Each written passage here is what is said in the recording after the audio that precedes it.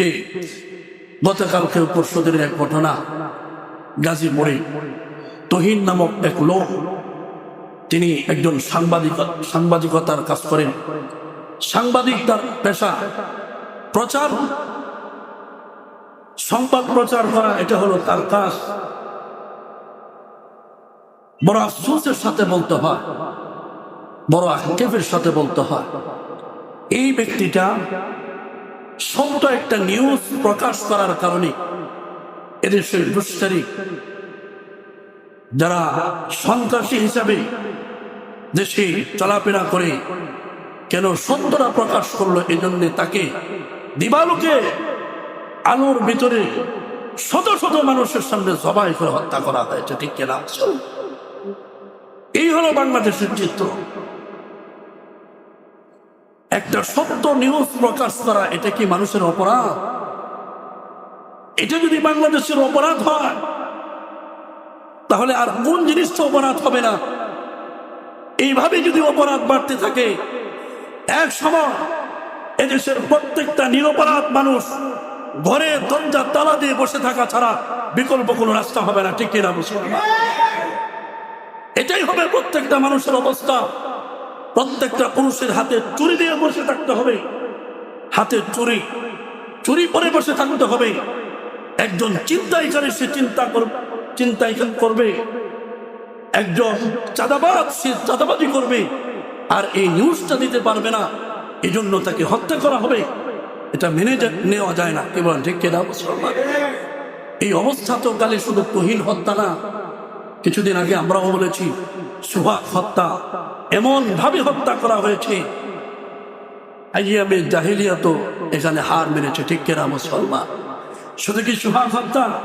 এভাবে দিন যাচ্ছে, কিছুদিন পর পরে হত্যা হচ্ছে, গুম হচ্ছে, দর্শন হচ্ছে। এই যে এক অবস্থা, কেন? এটার পেছনে একমাত্র কারণ হচ্ছে এত হত্যা দিন দিন বাড়ছে। বিচার ব্যবস্থা দেশে কি নাই? অবশ্যই বিচার ব্যবস্থা আছে, কিন্তু এই বিচার ব্যবস্থা হচ্ছে গণতান্ত্রিক বিচার ব্যবস্থা।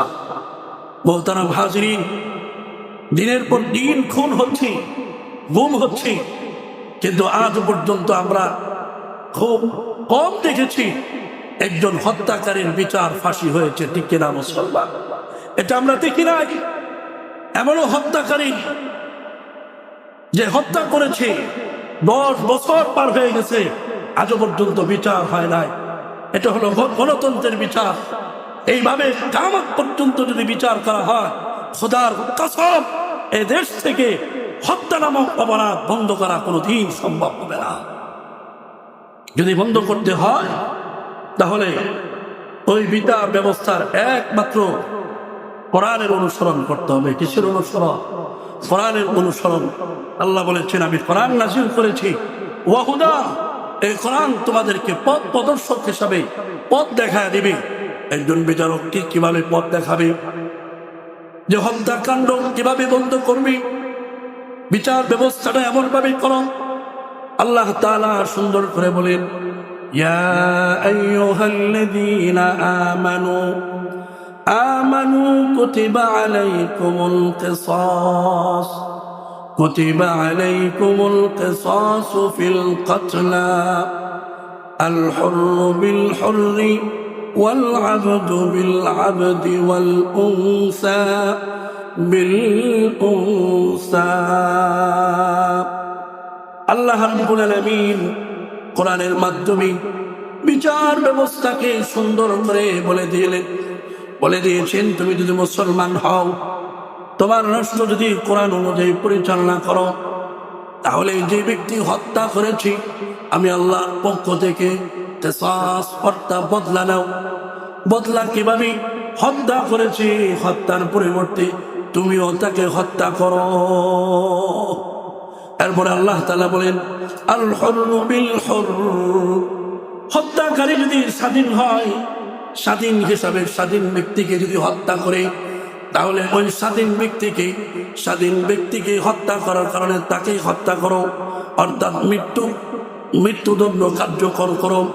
এরপরে বলেন, ওয়াল আবদু বিল আবদ, হত্যাকারী যদি গোলাম হয়, গোলাম হয়ে যদি আরেকজন গোলামকে হত্যা করে, আল্লাহর আদেশ হলো গোলাম হয়ে যে আরেকজন গোলামকে হত্যা করলো, এর বিনিময়ে ওই গোলামকে হত্যা করো।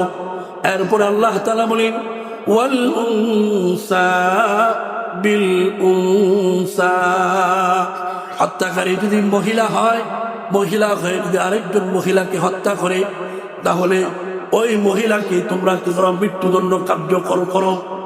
অর্থাৎ যে হত্যা করবে, যে অপরাধী সুস্পষ্ট প্রমাণ পাওয়া মাত্রই তাকে হত্যার বিনিময়ে তাকেও ফাঁসির কাস্টে ঝুলে মৃত্যু কার্যকর করো।